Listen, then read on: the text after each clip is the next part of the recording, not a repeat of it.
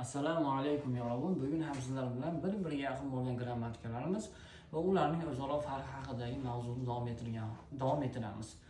Bugun lt hamda nin to'nan grammatikalar haqida gaplashib o'tamiz. Lt gaplarda ganda, paytida bo'lib tarjima qilinadi va ma'lum bir payt yoki vaziyatni ifodalaydi. Nin to'nan grammatikasi esa gaplarda davomida bo'lib tarjima qilinadi, ma'lum bir vaqt oralig'ini ifodalaydi. Endi bularni misollar yordamida ko'rib o'tamiz. Misol uchun, Oryos silti Halmoni va Kachi Sarasoyo.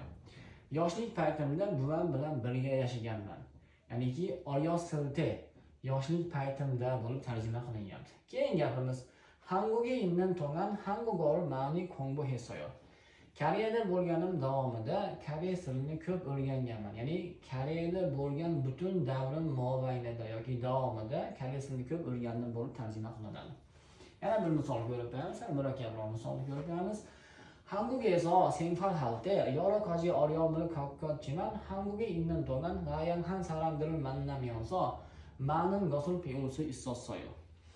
Koreyada yashagan paytimda turli xil qiyinchiliklarni boshdan kechirgan bo'lsam-da, Koreyadalik bo'lganim davomida turli xil odamlar bilan uchrashib, ko'p narsalarni o'rganish imkoniyatiga ega bo'ldim bo'lib tarjima qilinadi. Ya'niki 생활할 때, ya'ni Koreyada yashagan paytimda bo'lsa, keyingi gapda Hanguge innan to'ngan Koreyada bo'lganim davomida bo'lib tarjima qilingan. Farqi ana shunda. Do'stlarim, bizni kuzatishda davom eting. Inshaalloh har kuni bundan-da koreys tili bo'yicha foydali bo'lgan ma'lumotlarni uzatib boramiz.